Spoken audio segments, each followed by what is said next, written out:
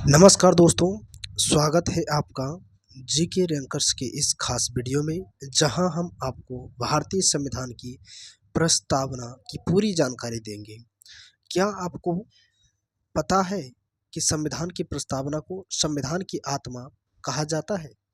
लेकिन इसे किसने कहा और क्यों कहा, क्या आप जानते हैं कि प्रस्तावना के कुछ महत्वपूर्ण शब्द बाद में जोड़े गए हैं? अगर नहीं, तो आइए बिना समय गवाए जानते हैं। ठीक है, तो साथियों, कुछ इम्पोर्टेंट प्रश्न भी इनमें हैं जो परीक्षा में बार बार पूछे गए हैं। ठीक है, तो वो सब प्रश्न भी हम इस वीडियो में कवर करेंगे। ठीक है, और वीडियो को लास्ट तक आप लोग बने रहिए, ध्यानपूर्वक से देखिए। आज का आपका पहला सवाल होने वाला है। ठीक है, भारतीय संविधान की प्रस्तावना। आपका पहला सवाल, भारतीय संविधान की प्रस्तावना को संविधान की आत्मा किसने कहा? ठाकुर दास भार्गव द्वारा कहा गया था। ठीक है, नेक्स्ट सवाल आपका है, भारतीय संविधान की प्रस्तावना में कितने शब्द हैं? तो संविधान की प्रस्तावना में शब्दों की बात पूछे तो 73 शब्द है। ठीक है, नेक्स्ट प्रश्न है, भारतीय संविधान की प्रस्तावना कहाँ से प्रेरित है? तो संविधान की जो प्रस्तावना है वो अमेरिका संविधान से प्रेरित है, ऑप्शन नंबर ए। अगला सवाल है, भारतीय संविधान की प्रस्तावना में कौन सा शब्द नहीं था लेकिन 42वां संविधान संशोधन द्वारा जोड़ा गया था? तो समाजवादी शब्द, समाजवादी, धर्मनिरपेक्षता, नोट करना है, धर्म निरपेक्षता, अखंडता, यह शब्द जो है 42वां संविधान संशोधन 1976 के द्वारा जोड़ा गया था। ठीक है, ऑप्शन नंबर आपका सी हो जाएगा और इसे भी नोट कर लेना है, यह शब्द भी जोड़ा गया। अगला सवाल आपका है, भारतीय संविधान की प्रस्तावना में बंधुत्व शब्द का क्या अर्थ है? इसका जो अर्थ है समाज में भाईचारों की भावना, ऑप्शन नंबर बी।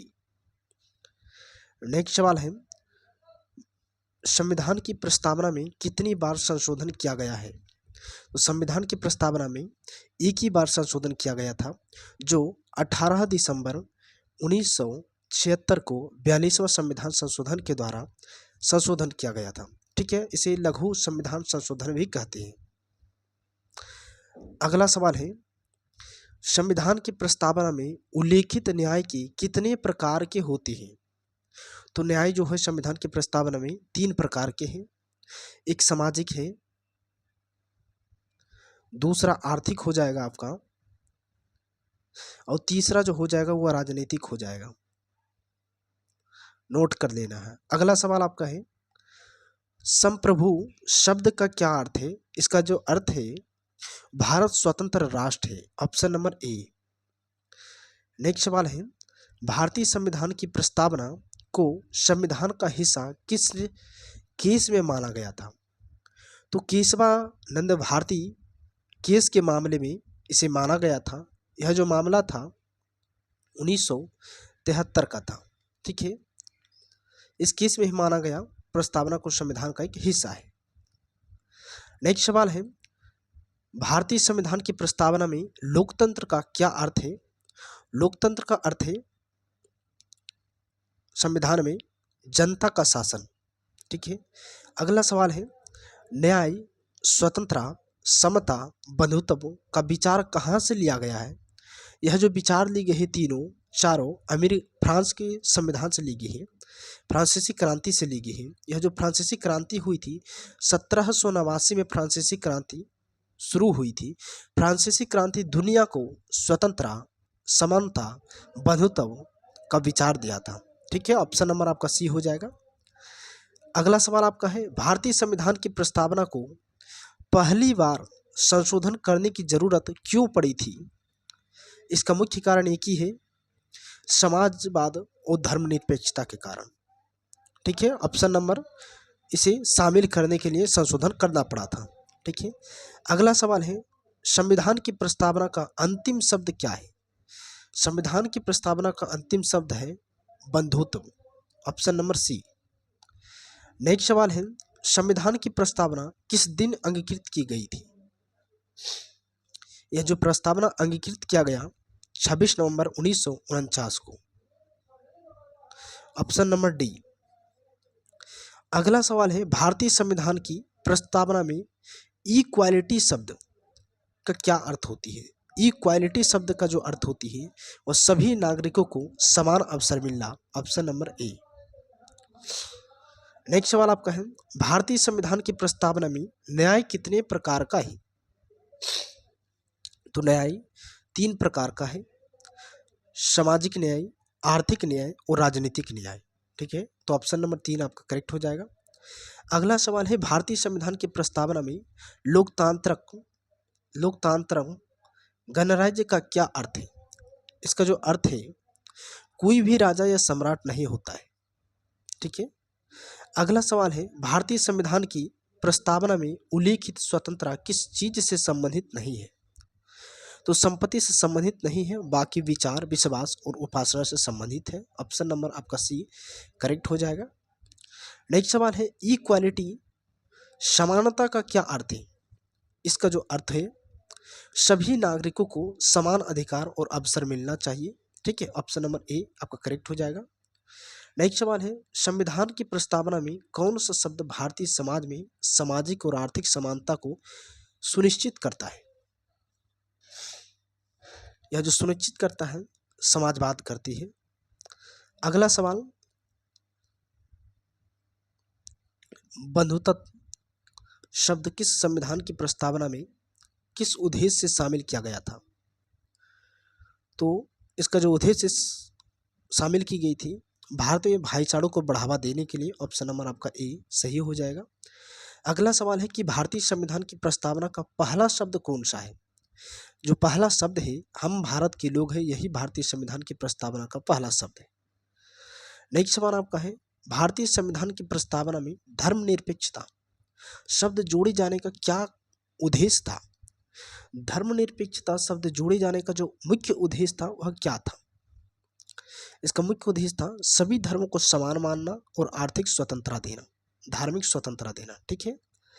नेक्स्ट प्रश्न आपका है, भारतीय संविधान की प्रस्तावना को न्यायिक रूप से बाध्यकारी क्यों नहीं माना जाता? क्यों नहीं माना जाता? मुख्य कारण है, यह सिर्फ एक परिचयात्मक कथन है, इसमें कोई कानूनी प्रावधान नहीं है, यह सिर्फ आदेशों को दर्शाती है। उपयुक्त सभी आंसर आपका हो जाए। ठीक है। नेक्स्ट सवाल है, भारतीय संविधान की प्रस्तावना का सबसे महत्वपूर्ण उद्देश्य क्या है? महत्वपूर्ण उद्देश्य है भारत के संविधान का सार प्रस्तुत करना। ऑप्शन नंबर बी राइट हो जाएगा। अगला सवाल है कि भारतीय संविधान की प्रस्तावना को किसने लिखा था? तो जवाहरलाल नेहरू के द्वारा लिखी गई भारतीय संविधान की प्रस्तावना। Option number B. नेक्स्ट सवाल है, भारतीय संविधान की प्रस्तावना में उल्लेखित गणराज्य का क्या अर्थ है? तो राष्ट्रपति वंशानुगत नहीं होगा, मतलब राष्ट्रपति जो है का चुनाव होती है, कोई भी व्यक्ति भारत का राष्ट्रपति बन सकती है। ऑप्शन नंबर बी आपका करेक्ट हो जाएगा। अगला सवाल है, भारतीय संविधान की प्रस्तावना में अखंडता शब्द कब जोड़ा गया था?